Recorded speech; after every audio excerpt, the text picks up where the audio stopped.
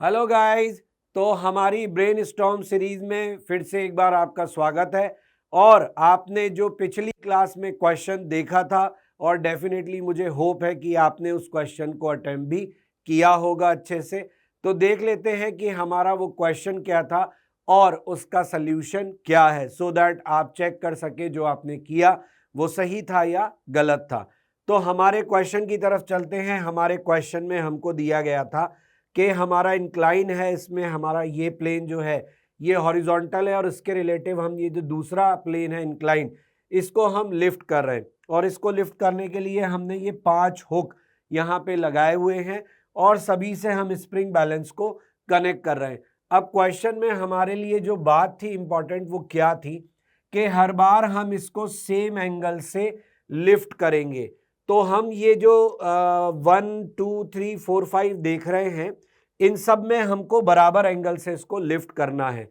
और हमसे कहा गया कि हमको ग्राफ प्लॉट करना था किसके बीच में, रीडिंग ऑफ स्प्रिंग बैलेंस यानी कि फोर्स और distance of hook from the hinge point. तो ग्राफ कैसा बनेगा ये हमसे पूछा गया था। 4 ऑप्शन हमारे ये थे फोर्स वर्सेस डिस्टेंस के। तो क्या लगता है आपको इस क्वेश्चन में क्या होना चाहिए? इस क्वेश्चन में बेसिकली हमें ये बात समझनी होगी कि हम चाहे 1 2 3 4 5 किसी से भी इस इंक्लाइन प्लेन को उठाएं, हर बार हमारा एंगल सेम होने की वजह से हमारा जो इंक्लाइन है उसका centre of mass her bar same height से उठेगा। यस और नो? अगर हमारा इंक्लाइन हर बार सेम हाइट से उठेगा तो इसका मतलब ये हुआ कि हर बार हम जो वर्क करेंगे वो सेम होगा, because that work is going to bring the same change in potential energy of centre of mass of that incline plane. So हमारा सभी केसेस में वर्क डन जो है वो सेम होने वाला है, ये बात हम समझ गए। अब यहाँ पे वर्क डन जो हो रहा है उसके अंदर हम क्या देख पा रहे हैं कि हमारा ये जो फोर्स हम लगा रहे हैं, लेट से यहाँ पे मैं लगा रहा हूं, इसके अबाउट हम इसको रोटेट कर रहे हैं। This is our axis. मान लेते हैं ये डिस्टेंस है d जहां से हमने इसको चलाया है और ये f है और ये हमारा एंगल है थीटा। तो हम यहाँ पे देख सकते हैं कि हमारा जो टॉर्क है उसके कारण वर्क होगा, क्योंकि ये जो फोर्स है इसका इस एक्सिस के अबाउट टॉर्क आएगा। इस टॉर्क की वजह से वर्क डन होगा। वर्क डन हम देख चुके कि क्या होने वाला है, सेम। वर्क डन सेम होने वाला है, यानी work done due to torque in all the 5 cases will be same. अब अगर हमारा वर्क डन सेम आ रहा है तो वर्क डन हम लिखते हैं क्या, टाउ के कारण टाउ डी थीटा। आप देख सकते हो हर बार आपको सेम एंगल रोटेट कराना है। तो गाइज आपको ये बात समझ में आ रही है कि नहीं कि आपका वर्क डन सेम आया, वर्क डन में भी हर बार आप जिस एंगल से रोटेट करा रहे हो वो एंगल भी सेम आया। तो फिर कौन सी चीज है जो रह गई? आपका खेल आके अटक गया है इस टाउ के ऊपर। And this tau is what? This tau is basically the product of these two quantities.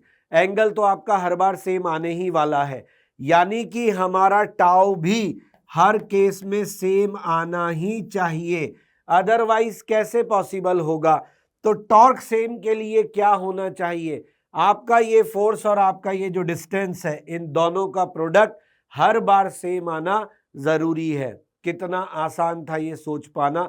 हम बस ये कंक्लूड करते करते कि ये सेम है फिर ये सेम है, हम यहाँ पे एनालिटिकल रीजनिंग की मदद से कितना इजीली इस बात पे पहुंच गए कि हमारा टॉर्क भी सभी केसेस में क्या आना चाहिए, सेम आना चाहिए।